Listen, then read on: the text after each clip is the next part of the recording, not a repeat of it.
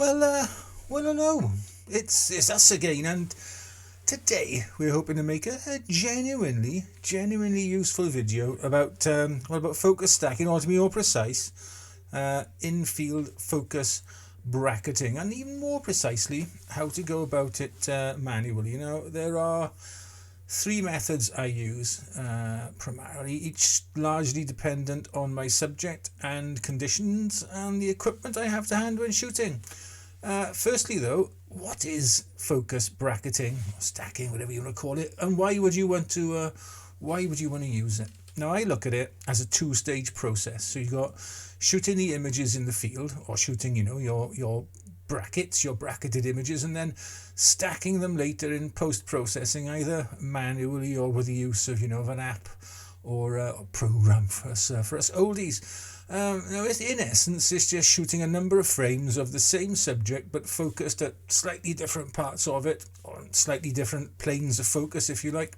It's been like shooting a panorama, I guess, only with each frame at a different depth rather than point, I suppose. Now, why would you want to use it? Well, in a word, optics. Now, whenever you get closer to a subject, whatever lens you use will yield a shallower depth of field. Now, make that a longer lens, or a macro one with a really close focusing property, and it becomes, well, even shallower. Now, shooting focus bracketed images means you can get more of your subject in focus, just not at the same time. Again, much like when shooting a really wide panorama. It's not a solution in all cases, though. For instance, if your subject is moving, then stacking any number of bracketed images will be difficult or impossible, even sometimes, even for the best software out there. But if your subject is reasonably static, then it can be the only way you get the whole thing in pin-sharp focus from back to front. So if you decide you need to go ahead and shoot focus brackets, then how do you go about it? Well, even if your camera offers bracketing, like my Fuji's do, and sometimes even stacking in camera, like some Olympus jobbies, it can be handy to know how to go about things manually. And I adopt one of three methods for most of my bracketing work in the field. Now, before beginning with any of them, though, especially the last two we'll look at, I study the subject closely from all angles to establish the nearest and furthest points of it, and then its overall depth to determine the number of shots I feel are needed to get the whole thing sharp, from front to back. And that comes with practice, I guess. I also choose my lens's sharpest aperture, and I stop down to that, light levels allow, of course. This also has the effect of giving your stacking software some extra overlap when stitching images. Again, think of it like shooting a panorama, where you want to overlap your frames. Another step I like to take where possible, and particularly when using a tripod, is to ensure the plane of focus, is parallel to any subject. This can make for more uniform slices of focus along the subject.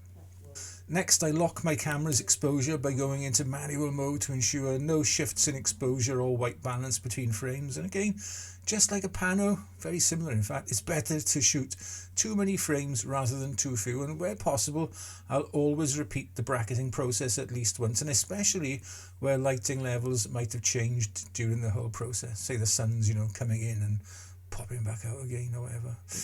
One handy tip to remember, though, is to bookmark your brackets by shooting a blank frame, say a picture of your hand, at the start and finish to make them easier to identify later on. As I said, there are three methods I like to use, and first off is the handheld burst mode method. Now, this is particularly handy for grabbing quick shots of insects while they remain still enough for you, or for generally for smaller objects. I wouldn't use it for larger subjects, so the chances of introducing too much camera movement is well introduced. Now, this method entails putting your camera in its fastest burst mode and then focusing on a point just in front of your subject, and then holding the shutter button down while slowly moving along the depth of your subject to a point just behind it. This can be tricky and takes a lot of practice to perfect, but the results can be stunning. I shot this image of a bee in my back garden using this method, shooting a burst of around around 60 images, so about, I think it's probably about 3 seconds of burst, while making microscopic movements along the length, the whole length of the bee. This method is great for grabbing quick brackets on the fly, pardon the pun. But two caveats to remember when using it. Firstly, if you're using flash, you need to make sure your model recycles quickly enough to match your chosen burst rate. I shoot in natural light or use a constant artificial light source, so I don't generally have this problem.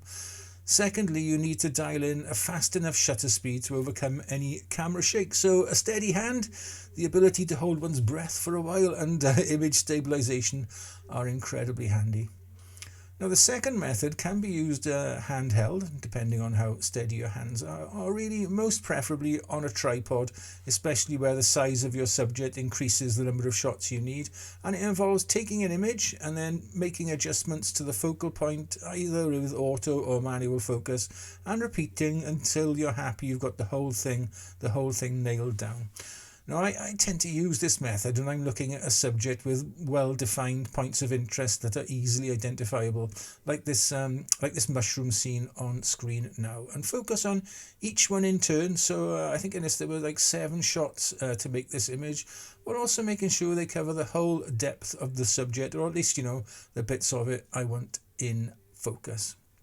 Now my final method involves using a focus rail and definitely a tripod. Now, instead of rotating the lens's focus ring or adjusting the autofocus point, I move the whole shebang, the camera and the lens, along the length of the subject by twiddling the knob on the end of my rail.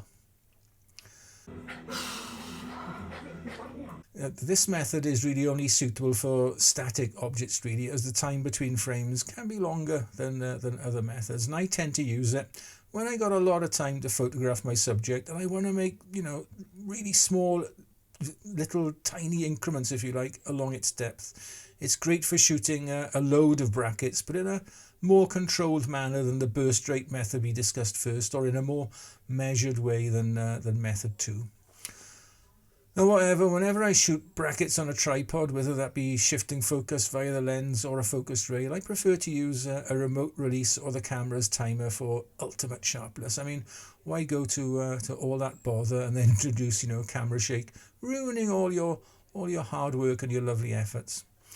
Also, if your camera has it, like my Fuji's, I think most cameras have it these days, make sure you have focus peaking turned on, as it'll give you a great visual aid to help make sure you get all parts of the subject covered and in focus. I mean, as you focus and you can see that plane of focus, like moving through your subject. So before we end then, a quick recap. No matter which method you choose, study your subject carefully, making a mental note of its depth and where you want to start and end your brackets.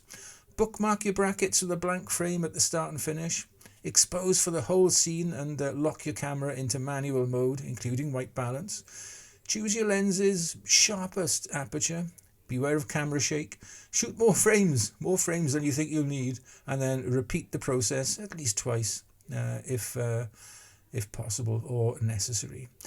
There you have it then, my 3 methods for shooting focus brackets in the field. Well, manually. Let's go and give them a try and download a trial version of some stacking software. I use Helicon Focus, but there are others available. Or you can just try with your photo editing app of choice if it has the correct functionality, that is. Or you can do it manually by painting, focused areas in, but only if you're very proficient with your editing skills. There is a reasonably detailed but older guide, I would say, to methods 2 and 3 on my blog, and there's a link below. I think probably need to update that now. Anyway, until next time, just focus, there we are, on being nice to each other. Ta-ra.